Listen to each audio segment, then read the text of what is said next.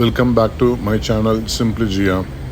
இது வரைக்கும் சப்ஸ்கிரைப் பண்ணாதவங்க கண்டிப்பாக இந்த வீடியோஸை சப்ஸ்கிரைப் பண்ணிவிட்டு பார்த்தீங்கன்னா ஒரு பெரிய சப்போர்ட்டிவாக இருக்கும். இன்றைக்கி நாம் மதினாவில் இருக்கோம். மதினாவில் மகரிப் தொழுதுட்டு நபிகள் நாயகம் ஸல்லல்லாஹு அலைஹி வஸல்லம் அவர்களுக்கு சலாம்ஸ் கூறுவதற்காக இந்த இடத்துல நம்ம போயிட்டுருக்கோம். பாருங்கள் எவ்வளோ மக்கள் நபிகள் நாயகம் ஸல்லல்லாஹு அலைஹி வஸல்லம் அவர்களுக்கு சலாம் சொல்வதற்காக சென்று கொண்டிருக்கிறார்கள். இது நபிகள் நாயகம் மட்டும் இங்கே அடக்கம் செய்யப்படவில்லை. அபூபக்கர் ரலியல்லாஹு அன்ஹு மற்றும் உமர் ரலியல்லாஹு அன்ஹு ஆகிய நபிமார்களும் இங்கே அடக்கம் செய்திருக்கிறார்கள். எல்லாருக்கும் நாம் சலாம் சொல்வது கட்டாயம். ஆகையால் நாம் இந்த இடத்திற்கு நமக்காக அல்லாஹ்விடம் துவா கேட்கும் நபிகள் நாயகம் ஸல்லல்லாஹு அலைஹி வஸல்லம் அவர்களிடத்தில் எந்த குறைகளையும் வைக்காமல் நாம் அவர்களுக்கு சலாம் சொல்வது மட்டுமே கடமையாகும். ஆகையால் இவ்விடத்தில் வரும்பொழுது எந்த இடத்தையும் துவா கேட்கறதை விட்டுவிட்டு நமக்காக துவா கேட்குறாங்க அல்லாஹ்கிட்ட. ஸோ அவர்களுக்கு நாம் சலாம் சொல்வது மட்டுமே கடமையாக்கப்பட்டுள்ளது.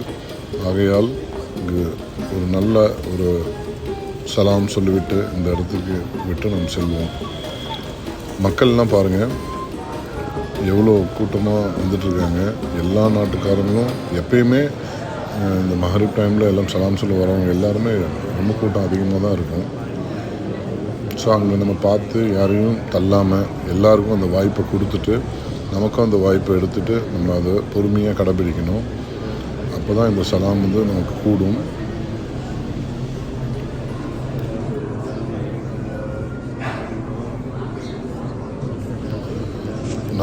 இன்றைக்கு நாங்கள் சலாம் சொல்ல போகும்போது கிட்டத்தட்ட திங்கட்கிழமை ஈவினிங் ஒரு 7 o'clock கிட்ட டைம் ஆகுது.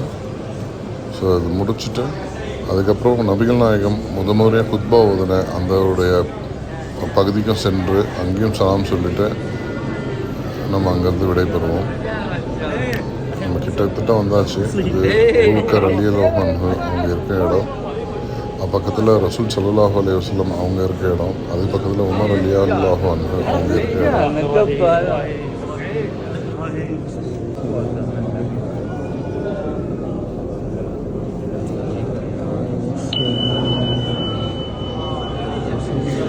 இப்போ அந்த பகுதிக்கிட்ட போகும்போது நான் அந்த ஓட்ட வழியாக நம்ம ஒரு ஜூம் பண்ணி முடிஞ்ச அளவுக்கு நம்ம பார்க்கலாம். அஸ்ஸலாமு அலைக்கும் யா ரசூல் அல்லாஹ்,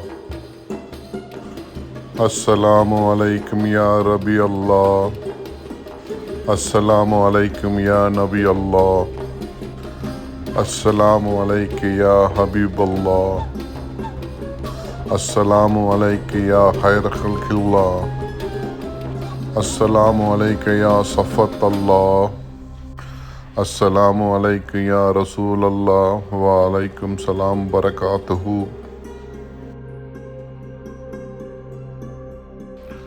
அனைவருக்கும் சலாம் சொன்ன திருப்தியோட இந்த உம்ராவை மெக்காவிலும் மதீனாவிலும் இந்த பயணம் சிறப்பாக அமைந்து கொள்வதற்கு எல்லாம் உள்ள இறைவனை வேண்டிக் கொண்டு இங்கிருந்து நாம் பெற வேண்டிய நேரம் வந்துவிட்டது. ஆகையால் மதீனாவில் இங்கிருந்து சென்று விட்டு நாளை காலை சுபு தொழுது விட்டு அதுக்கப்புறம் நம்ம பயணத்தை மேற்கொண்டு போகிறோம். சிறப்பான ஒரு வாய்ப்பு நமக்கு கிடச்சிருக்கு. நம்ம லைஃப்பில் மறக்கவே முடியாது. அதுக்கப்புறம் நம்ம முடிச்சுட்டு வெளியே வந்தாச்சுங்க. மக்கள் எல்லாம் தொடர்ந்து போய்கொண்டு தான் இருக்கிறாங்க. நம்ம அந்த வழியை கடைப்பிடிச்சி அவங்க ரூல்ஸ் பிரகாரம் நம்ம வெளிப்பக்கம் வந்தாச்சு மதீனாவோட வெளியே. ஸோ இப்போ ஈவினிங் டைமு நம்ம அப்படியே போயிட்டு இஷா தொழுதுட்டு சாப்பிட்டுட்டு அதுக்கப்புறம் ஒரு மார்னிங் காலையில் சுபு தொழுதுட்டு இங்கே கொஞ்சம் நேரம் நம்ம டிஃபன் சாப்பிட்டு இங்கேருந்து நம்ம பயணத்தை ஜெத்தாவை நோக்கி நம்ம கிளம்ப போகிறோம்.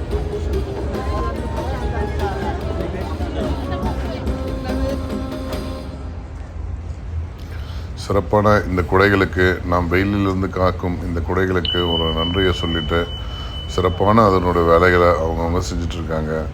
ஸோ இந்த மக்கா நகரம் இந்த மதினா நகரமே வந்து ரொம்ப அழகான காட்சி அளிக்குது. இந்த குடைகளெல்லாம்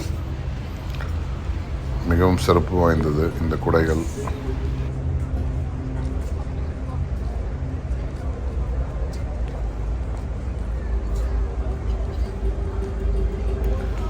காலையில் இங்கே வந்து சுப்பு தொழுதுட்டு இப்போ வெளியே வந்துட்டுருக்கோம். நாங்கள் சுப்பு தொழுது முடிச்சிட்டோம். இங்கே இருக்கக்கூடிய புறாக்களுக்கெல்லாம் வந்து உணவு அளிக்கிறாங்க. எல்லாருமே இங்கே யாரெல்லாம் மதினாவில் வந்து தொழுதுட்டு காலையில் சுப்புக்கு வராங்களோ முதல்ல இந்த பறவைகளுக்கெல்லாம் எல்லோரும் ஒரு காலை உணவை அளிக்கிறாங்க. ஸோ நாமளும் வந்து இந்த இடத்துல இந்த புறாக்களுக்கு வேண்டிய அனைத்து உணவுகளையும் வாங்கி அவங்களுக்கு சிறப்பாக போட்டுட்ருக்கோம். இதுவும் எல்லோரும் ஒரு கடமையாக தான் செஞ்சிட்ருக்காங்க.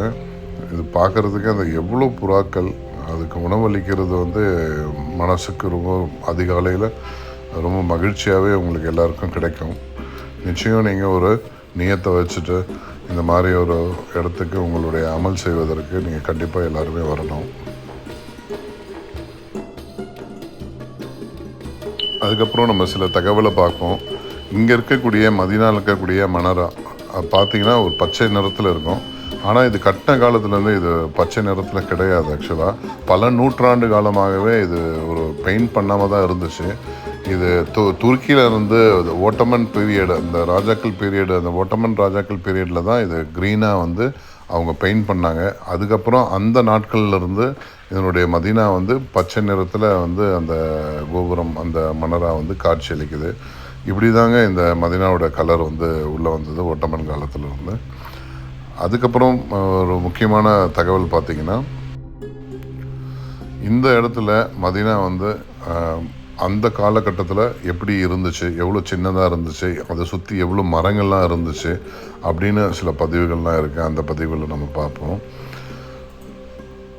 அந்த காலத்தில் மதினாங்கிறது ஒரு சின்ன பள்ளியாக தான் இருந்துச்சு. அதோட நபிகள் நாயகம் ஸல்லல்லாஹு அலைஹி வஸல்லம் அவங்க வீடாகவும் இருந்துச்சு.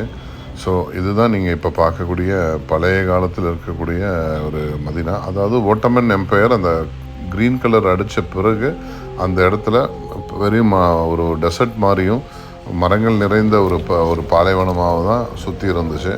அப்படி இருக்கக்கூடிய ஒரு நிலப்பகுதி தான் இன்று ஒரு கிராண்டான ஒரு மாஸ்காக வந்து மக்களுக்கு இந்த காலகட்டத்துக்கு ஏற்ற மாதிரி இந்த சவுதி அரசாங்கம் வந்து சிறப்பாக பண்ணி கொடுத்துருக்காங்க.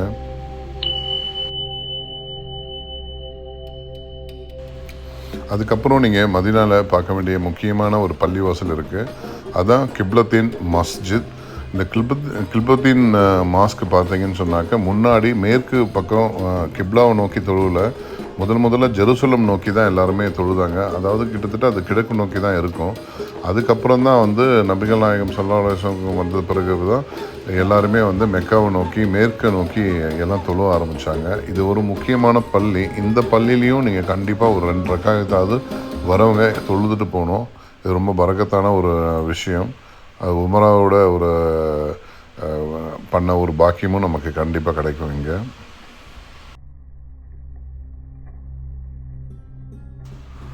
அதற்கு பிறகு நீங்கள் பார்க்க வேண்டிய முக்கியமான இடம் பார்த்தீங்கன்னா ஜன்னத் அல் பக்கி அப்படிங்கிற ஒரு பகுதியை நீங்கள் கண்டிப்பாக பார்க்கணும். இது கார்டன் ஆஃப் ஹெவன் அப்படின்னு சொல்கிறாங்க. இது ஹிஸ்டாரிக் நம்ம செமெண்ட்ரி மதினாவில் இருக்குது. இதில் பார்த்தீங்கன்னா நிறைய நபிமார்கள் வந்து அடக்கம் செய்யப்பட்ட இடம். அதுக்கப்புறம் பார்த்திங்கன்னா வந்து நபி அவங்களுடைய ஃபேமிலி மெம்பர்ஸ் எல்லாம் அடக்கம் செய்யப்பட்ட இடம். ஃபாத்திமா ரலியல்லாஹு அன்ஹு, உசன் ரலியல்லாஹு அன்ஹு, உத்மான் ரலியல்லாஹு அன்ஹு, அபு ஹுரைரா ரலியல்லாஹு அன்ஹு, ஆயிஷா ரலியல்லாஹு அன்ஹு மற்றும் நிறைய நபிமார்கள் இங்கே வந்து அடக்கம் செய்திருக்காங்க. அதனால் இந்த ஜன்னத்தல் பக்கி வந்தீங்கன்னா நீங்கள் ஒரு சிறப்பான துவாவை வந்து மேற்கொள்ளலாம். இங்கே எல்லாருடைய துவாவும் நமக்கு கபூல் செய்வான். அதனால் நீங்கள் கண்டிப்பாக ஜன்னத்துல் பக்கியை வந்து நிச்சயமாக ஒரு விசிட் பண்ணிவிட்டு துவா செஞ்சுட்டு போங்க.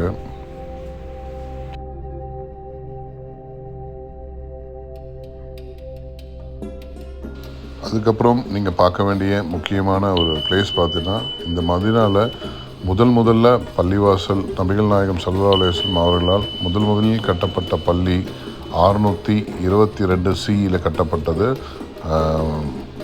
பள்ளியோட பெயர் பார்த்திங்கன்னா குபா மாஸ்க் அப்படின்னு சொல்லுவாங்க. இந்த குபா மாஸ்கில் வந்து ஒரு பியூட்டிஃபுல்லான நல்ல அட்மாஸ்பியரான இருக்கக்கூடிய ஒரு ஒயிட் பள்ளி தான் இது. வெள்ளை பள்ளின்னு கூட சொல்லுவாங்க. இந்த இடத்துல வந்து நீங்கள் 2 ரக்காயத்து கண்டிப்பாக தொழுதிங்கன்னா உங்களுக்கு இன்னொரு உம்ரா செஞ்ச ஒரு இதுவும் உங்களுக்கு கிடைக்கும். அதனால் நீங்கள் கண்டிப்பாக இந்த குபா மாஸ்கை வந்து கண்டிப்பாக நீங்கள் விசிட் பண்ணுங்கள். அதுக்கான நன்மையும் அதுக்கான உம்ரா அடிஷ்னல் உம்ராவோட கணக்கையும் உங்களுக்கு கண்டிப்பாக பெற்று தருவான். ஸோ இந்த மாதிரி எண்ணற்ற கூடிய ஹிஸ்டாரிக்கல் பிளேஸ் எல்லாமே பார்த்திங்கன்னா இங்கே மதீனாவை சுற்றி நிறைய அமைஞ்சிருக்கு.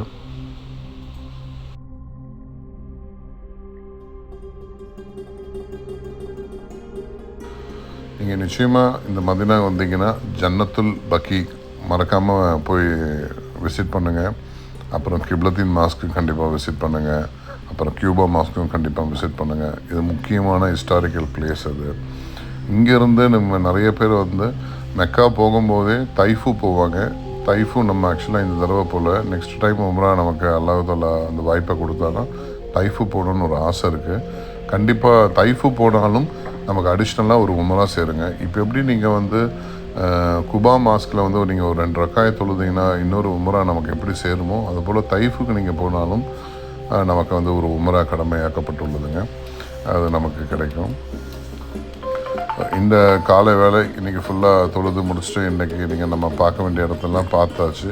பார்த்துட்டு வந்துட்டு இன்றைக்கி நைட்டு ஒரு நல்ல ஒரு விருந்து சாப்பிட்டுட்டு நம்ம நாளைக்கு காலையில் அப்படி கிளம்ப வேண்டியது தான்.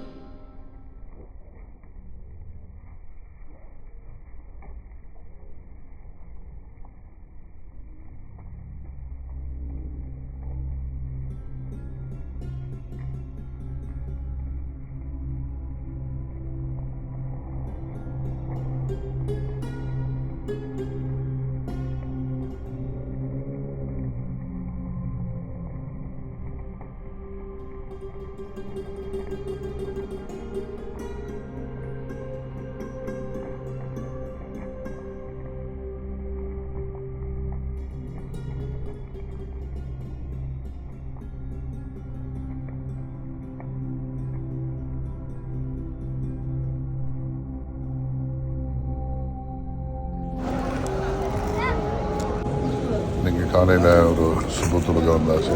தொழுதுட்டு ரசூல் ஸல்லல்லாஹு அலைஹி வஸல்லம் அவர்கள் முதல் முறை அந்த கொத்துபா ஓதுன இடம் இங்கே தாங்க இருக்குது. அந்த கொத்துபா ஓதுன இடத்துக்கு நம்ம பார்த்துட்டு ஸோ இன்றைக்கி காலையில் நம்ம இங்கே மதீனாவிலிருந்து நம்ம கிளம்ப வேண்டிய நேரம் வந்தாச்சு.